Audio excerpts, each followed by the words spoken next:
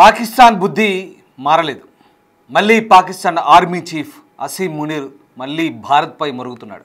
పిచ్చి ప్రేలాపనలతో రెచ్చిపోతున్నాడు మునీర్. మరోసారి మునీర్ నోట న్యూక్లియర్ వార్ మాట వినిపిస్తోంది. దాడులు జరిగితే పాకిస్తాన్ అంచనాలకు మించి స్పందిస్తుందంటూ మునీర్ వాగుతున్నాడు. భారీగా సైనిక ఆర్థిక నష్టం తప్పదంటూ మునీర్ వ్యాఖ్యానించాడు. అణు వాతావరణంలో యుద్ధానికి చోటు లేదంటూ మేకపోతు గాంభీర్యాన్ని ప్రదర్శిస్తున్నాడు. పాకిస్తాన్తో వివాదాలను చర్చల ద్వారానే పరిష్కరించుకోవాలంటూ భారత్కు ఉచిత సలహాలు ఇస్తున్నాడు. తాలిబాన్లని తట్టుకోలేక చేతులు తెసిన పాకిస్తాన్ అణ్వస్త్రాల పేరుతో భారత్ను మాత్రం బ్లాక్మెయిల్ చేస్తుంది, రెచ్చగొట్టే ప్రయత్నం చేస్తుంది. ఆపరేషన్ సింధూర్తో బుద్ధి చెప్పినా ఇంకా బలుపు తగ్గలేదనే విషయం అర్థమవుతుంది. మొత్తం మీద పాకిస్తాన్ మరొకసారి తన బుద్ధిని బయటపెట్టుకుంది. పాకిస్తాన్ సైన్యాధ్యక్షుడు అసీం మునీర్ మరొకసారి భారత్పై పిచ్చి కూతలు కూశాడు. పహల్గామ్ దాడి తర్వాత పాక్ సైన్యాన్ని చిత్తు చేసినప్పటికీ ఇంకా ప్రగల్భాలు పలుకుతూనే ఉన్నారు. మరోసారి భారత్ను బెదిరించే ప్రయత్నం చేశాడు. ఓవైపు ఆఫ్ఘనిస్తాన్ తాలిబాన్లు పాకిస్తాన్ సైన్యాన్ని ప్యాంట్లు విప్పించి పరిగెత్తిస్తున్నా కూడా తమది గ్రేట్ ఆర్మీ అంటూ పాకిస్తాన్ ప్రజల్ని నమ్మించే ప్రయత్నం చేస్తున్నాడు. అంతేకాదు ఇంకా తమ వద్ద అణ్వాయుధాలు ఉన్నాయంటూ బెదిరించే ప్రయత్నం చేస్తున్నాడు. మొదటి నుంచి కూడా మనకు తెలిసిందే పాకిస్తాన్ ఇదే వైఖరితో ఉంది. అవకాశం దొరికినప్పుడల్లా భారత్ను ఈ అణుబాంబు బూచి చూపిస్తూ బ్లాక్మెయిల్ చేసే ప్రయత్నం చేస్తోంది. తాజాగా కూడా మరొకసారి అలాంటి వాదనే వినిపించాడు ఈ అసీం మునీర్. కాబూల్లోని పాకిస్తాన్ మిలిటరీ అకాడమీ అసీం మునీర్ రెచ్చగొట్టే ప్రయత్నం చేశాడు. కాకుల్ అంటారు, కాబూల్ కాదు, పాకిస్తాన్లోని కాకుల్. సో కాకుల్లో అక్కడ ఒక మిలిటరీ అకాడమీ ఉంది పాకిస్తాన్ది, PMA. సో అక్కడ ఆ మిలిటరీ అకాడమీలో ఈ ప్రసంగం చేశాడు. తమ సైనిక సామర్థ్యం శక్తి బాగా పెరిగిందని, భారత్ వైపు నుంచి రెచ్చగొట్టే చర్యలు చిన్నగా ఉన్నా పాకిస్తాన్ ఊహించని విధంగా నిర్ణయాత్మక జవాబు ఇస్తుందన్నారు. విశాలమైన భారతదేశంలోని ప్రతి ప్రాంతంపై పాకిస్తాన్ దాడి చేయగలదంటూ బెదిరించాడు. భారత్లోని ఏ ప్రాంతాన్నైనా తమ ఆయుధాలు చేరగలమని బెదిరించాడు. అణ్వాయుధాల వాతావరణంలో పోరాటానికి చోటు లేదంటూ చెప్పే ప్రయత్నం చేశాడు. ఇప్పుడు మీకు అర్థమైందా వీడెందుకు ఇలాంటి మేకపోతు గాంభీర్యాన్ని ప్రదర్శిస్తున్నాడు? ఇవాళ ఉదయం బ్రహ్మోస్ క్షిపణిని భారత సైన్యానికి అప్పగించినప్పుడు రక్షణ మంత్రి రాజ్నాథ్ సింగ్ ప్రతి అంగుళం పాకిస్తాన్లో బ్రహ్మోస్ పరిధిలో, బ్రహ్మోస్ మిసైల్ రేంజ్లో ఉందని చెప్పాడు. దానికి బదులుగా భారత్లోని ప్రతి స్థావరాన్ని తాము కూడా టచ్ చేయగలమంటూ ఇలా పిచ్చి కూతలకు వస్తున్నాడు. అసలు వీళ్ళ సైనిక సామర్థ్యం, శక్తి పాఠవాలు ప్రపంచానికి తెలుసు, భారత్ తెలుసు, అంతకంటే వాళ్లకు బాగా తెలుసు, వాళ్ళ దేశ ప్రజలకు కూడా తెలుసు. కానీ మనం మాట్లాడిన మాటకు ఏదో ఒకటి కౌంటర్ ఇవ్వాలి కాబట్టి ఇక్కడ మాట్లాడుతున్నాడు. అంతేకాదు అణ్వస్త్రాల యుద్ధంలో ఎక్కడ చర్చలు తప్ప ఇంకేం ఉండవు అంటున్నాడు. ఒకసారి ఆ మునీర్ ఏం మాట్లాడారో చూద్దాం.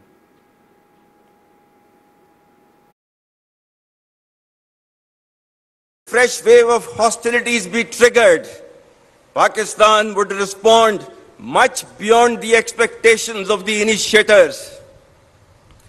With diminishing distinction between combat and communication zones, the reach and lethality of our weapon systems will shatter the misconceived immunity of India's geographic vastness. The deeply hurting retributive military and economic losses inflicted will be much beyond the imagination and calculations of the perpetrators of chaos and instability. I advise and firmly caution the Indian military leadership that there is no space for war in a nuclearized environment. Settle the core issues with Pakistan as per the international norms on the basis of equality and mutual respect. We will never be intimidated nor coerced by your rhetoric and shall respond decisively beyond proportions to even a minor provocation without any qualms.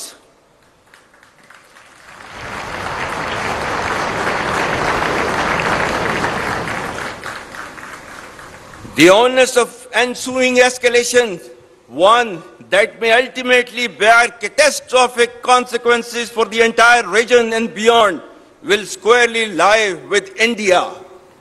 Should a fresh wave... right, విన్నర్గా ఈ అసీం మునీర్ మాటలు. ఒకప్పుడు ఇలాగే పాకిస్తాన్కు కాశ్మీర్ జీవనాడి అంటూ రెచ్చగొట్టే ప్రయత్నం చేశాడు. అప్పుడు TRF ఏదైతే ఉందో ఇది లష్కరే తైబా ఫ్రాక్సీ సంస్థ. అది అక్కడ పహల్గామ్లో అమాయకుల ఊచకోత కోసింది, 26 మందిని పొట్ట పెట్టుకుంది. అప్పుడు ఈ అసీం మునీర్ అనే దుర్మార్గుడే చేసిన రచ్చగొట్టే ప్రసంగం.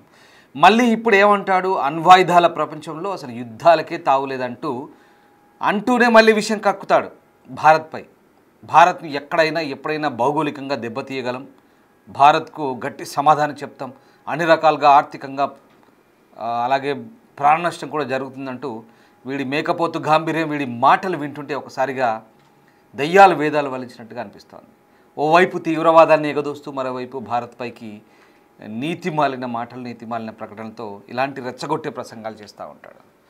మీకు తెలిసిందే, ఆపరేషన్ సింధూర్ గురించి ప్రత్యేకంగా చెప్పాల్సిందేం లేదు.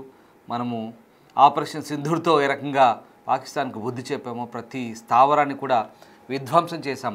పాకిస్తాన్లో ప్రతి వైమానిక స్థావరాన్ని విధ్వంసం చేశాం. కానీ పాకిస్తాన్ కొన్ని అంశాలను బయట పెట్టుకోలేదు, ఎందుకంటే వాళ్ళ పరువు పోతుంది కాబట్టి. ప్రతిదీ కూడా మనం ఆధారాలతో సహా బయట పెట్టాం. పాకిస్తాన్ను చావు దెబ్బతీసాం, కోలుకోలేని దెబ్బతీసాం, ఇది వాస్తవం. దాదాపు 9 ఎయిర్ బేసులు, ముఖ్యమైన ఎయిర్ బేసులు 9. ఇంకేం మిగులుతుంది యుద్ధంలో? ఎయిర్ బేసులనే పూర్తిగా విధ్వంసం చేసిన తర్వాత వాళ్ళకి మిగలడానికి ఏం లేదు. అప్పటికీ చేతులు ఎత్తేసారు.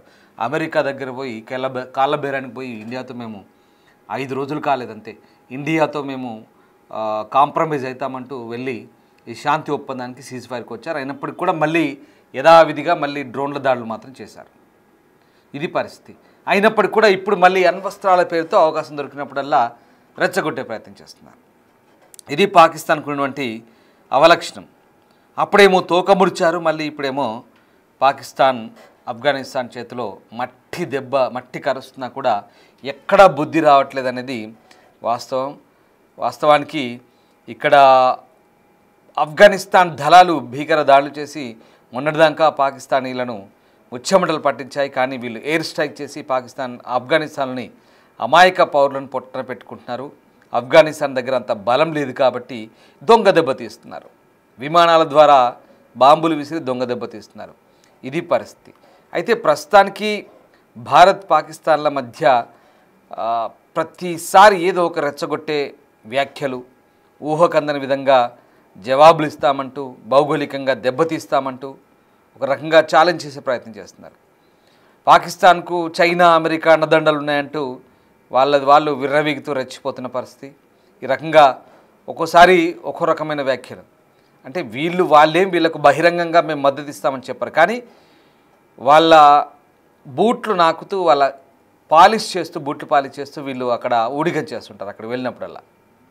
అది వీళ్ళకు ఉన్నటువంటి దౌర్భాగ్యం, అది వీళ్ళకున్నటువంటి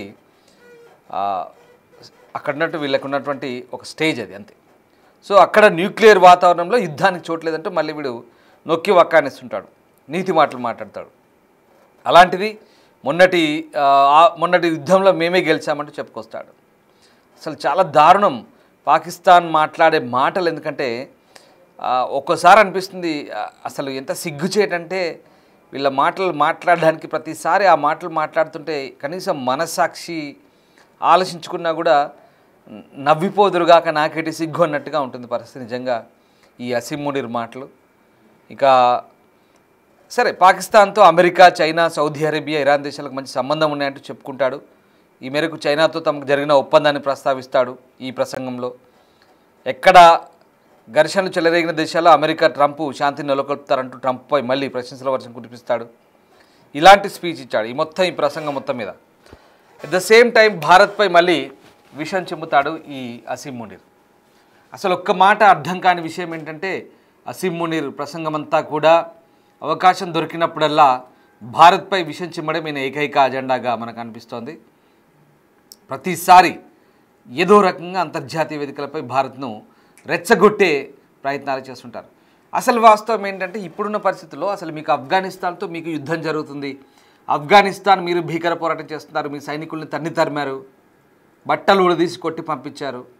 మీకు పోరాటం ఆఫ్ఘనిస్తాన్తో, అది ఎదుర్కోలేక దొంగ దెబ్బలు తీస్తూ ఆఫ్ఘనిస్తాన్ మీకు ఇప్పుడు ఇలాంటి ఉద్రిక్తతలు ఉంటే, మధ్యలో ఖతర్ దోహాలో చర్చలు అవుతుంటే, ఎక్కడో మిలిటరీ అకాడమీ పోయి మళ్ళీ భారత్ ఊసేందుకు ఎత్తావు అంటే మీ ప్రజలు మిమ్మల్ని ఎక్కడ చీ కొడతారు, మీ ప్రజలు మిమ్మల్ని ఎక్కడ బ్లేమ్ చేస్తారేమోనని ఆ ప్రజల్ని మభ్యపెట్టడానికి మాట్లాడితే భారత్ పేరు తీయడం. భారత్ పేరు తీసి రెచ్చగొడితే అక్కడ ప్రజల్లో సెంటిమెంట్ను రగిల్చడం, భారత్పై మేము అరే నాకు అర్థం కాదు ఒక మాట, అసలు మధ్యలో భారత్ ప్రస్తావన ఎందుకు వచ్చినట్టు ప్రతిసారి మీరు ఆఫ్ఘనిస్తాన్తో యుద్ధం చేస్తున్నారు సరే, అంటే ఇక్కడ మనం ఏదో ఒకటి మాట్లాడుతాం కాబట్టి దాన్ని కౌంటర్ చేయడానికి ఇస్తుంటారు అనుకుందాం సరే, కానీ అక్కడ గెలవలేక ఆఫ్ఘనిస్తాన్తో గెలవలేక ఇక్కడ మళ్ళీ మేకపోతు గాంభీర్యాలు.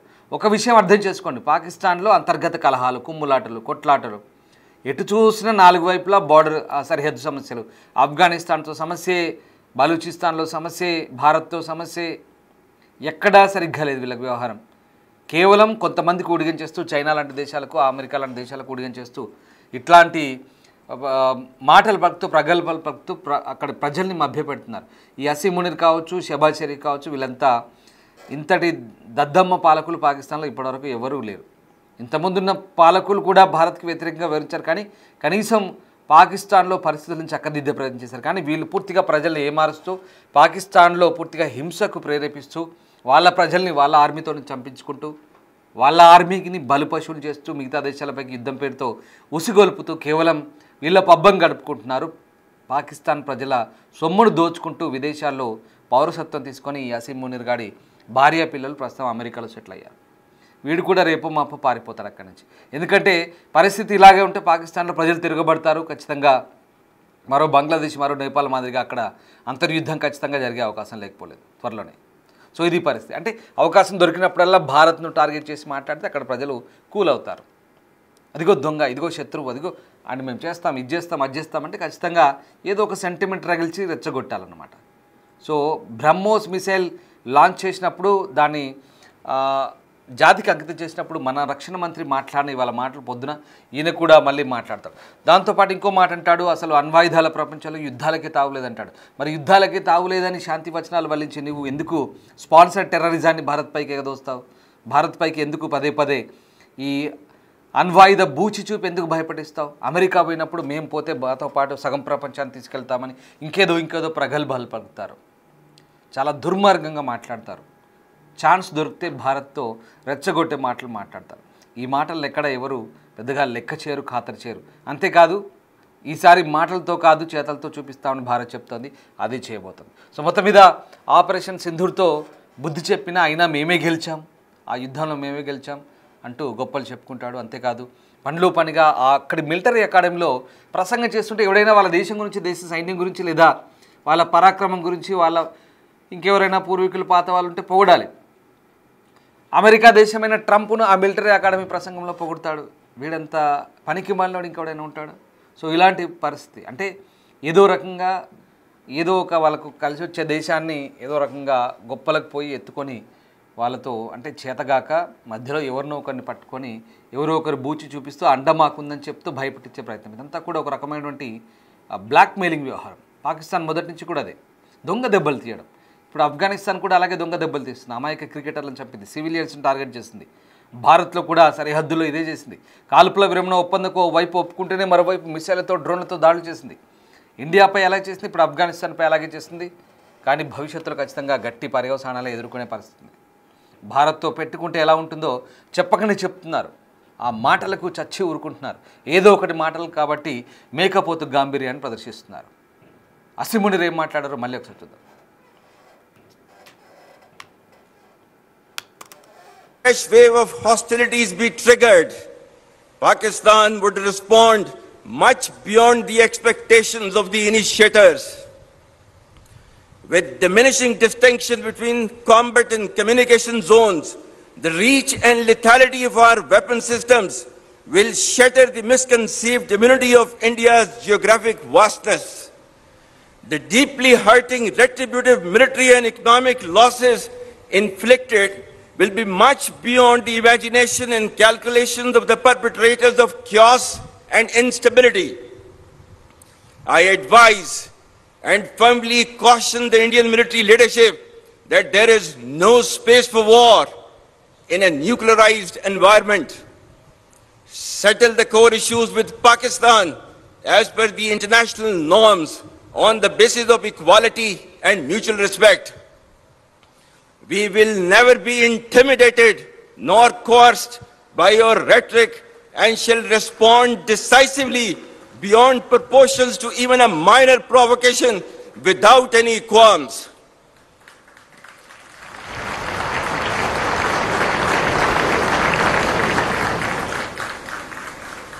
The onus of ensuing escalation, one that may ultimately bear catastrophic consequences for the entire region and beyond, will squarely lie with India.